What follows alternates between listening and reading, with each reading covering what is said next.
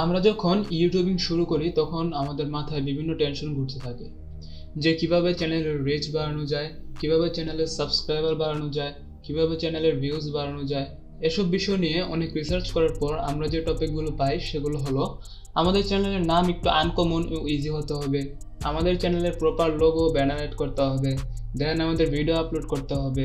এবার video upload করতে গিয়ে আমাদের মাথায় আসে কিভাবে একটি ইফেক্টিভ টাইটেল এবং ডিসক্রিপশন দেওয়া যায়। অবশেষে সবচেয়ে গুরুত্বপূর্ণ কাজ হচ্ছে কিভাবে একটি অ্যাট্রাকটিভ থাম্বনেল দেওয়া যায় এবং প্রপার ট্যাগ দিয়ে ভিডিও আপলোড করলেই আমাদের ভিডিও মোটামুটি আকারে রিচ হয়।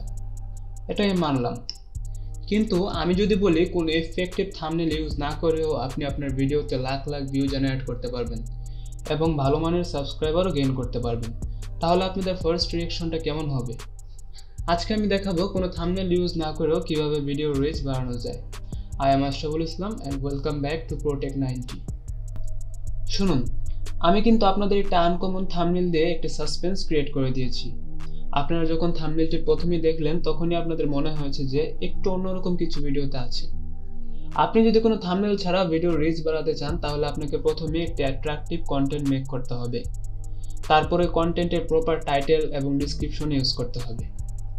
দেখুন, আমাদের এই ট্রিক্সটি যদি মিস্টার বিস্টের চ্যানেলে অ্যাপ্লাই করা হয় তাহলে রেজাল্ট আপনি খুবই তাড়াতাড়ি পাবেন। এখন কেন?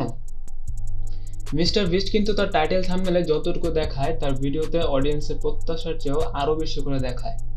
মানে অডিয়েন্স আশাই করেনি যে ভিডিওতে এরকম আনকমন কিছু আছে। আপনার যদি মিস্টার বিস্টের থাম্বনেল ও ভিডিওগুলো দেখেন তাহলে সহজেই বুঝবেন সে এমন থাম্বনেল দেয় যেটা প্রথমে কেউ দেখলে মনে করবে যে এটা তো ক্লিকবেট।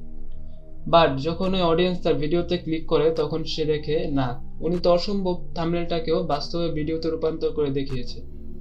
এখন কিন্তু ভিউয়ার্সদের মনে তার কন্টেন্টের প্রতি একটি বিশ্বস্ততা তৈরি হয়ে গেছে। এখন মিস্টার বিস্ট যে রকমের ভিডিওই বা থাম্বনেল দেখ না কেন ভিউয়ার্সরা কিন্তু তার কন্টেন্টকে কখনোই ফেক বলবে না। এখন যদি মিস্টার বিস্ট একটি ব্ল্যাক থাম্বনেল দিয়ে ভিডিও আপলোড করে তাহলে অবশ্যই তার অডিয়েন্সরা বুঝবে যে কিছু একটা ধামাকা হতে চলেছে, তখন তার ভিডিওতে রিচ বেশি হবে। এত কিছু আপনাদের কেন বললাম? উত্তর হলো আপনারা যাতে নিজের কন্টেন্টের উপর বেশি মনোযোগী হন। আমার দেখা মতে বেশিরভাগ কন্টেন্ট ক্রিয়েটরই তার কন্টেন্টের চেয়ে টাইটেল ও থাম্বনেল সহ এসইওকে বেশি প্রাধান্য দেয়। দেখুন, আমরা এসইও কেন করি? যাতে আমাদের ভিডিওটা ইউটিউব অ্যালগরিদম প্রমোট করে দেয়। এবার ধরুন আপনি অনেক ভালো এসইও করেছেন এবং আপনার ভিডিওটি 100 জন মানুষের কাছে পৌঁছেছে।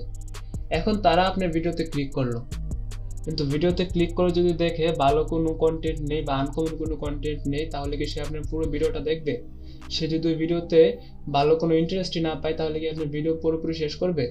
আর আপনার সাবস্ক্রাইবের কথা তো বাদই দিলাম, উল্টো আপনার ভিডিওতে নট ইন্টারেস্টেড মেরে দেবে, যে আপনার ভিডিও দেখতে সে মোটেও ইন্টারেস্ট নয়। এখন আপনারা বলতে পারেন তাহলে কি আমরা এসইও করব না? এর উত্তর তো অবশ্যই দেব, তবে এর উত্তর দেওয়ার আগে আমি একটি রিকোয়েস্ট করব, আপনারা এই পর্যন্ত যদি ভিডিওটি দেখে থাকেন তাহলে আমার মতে আপনার ভিডিওটি আপনাদের কাছে অনেক ভালো লেগেছে। ভালো লাগলে ইউটিউব তো প্রকাশ করার মতো একটি লাইক বাটন দিয়েছে ভাই, তাহলে দেরি কিসের? এখনই লাইক করুন এবং এরকম ভিডিও পেতে চাইলে এখনই সাবস্ক্রাইব করুন আর বেশি করে শেয়ার করুন যাতে অন্যরাও আপনাদের মতো উপকৃত হতে পারে। এবার আমরা মূল টপিকে ফিরে আসি। আমি একবারও বলিনি আপনারা এসইও করবেন না। আমি বলেছি এসইও করার চেয়ে বেশি ইম্পর্টেন্ট হলো আপনার কন্টেন্ট অডিয়েন্সের কাছে পছন্দ হচ্ছে কিনা তা দেখা।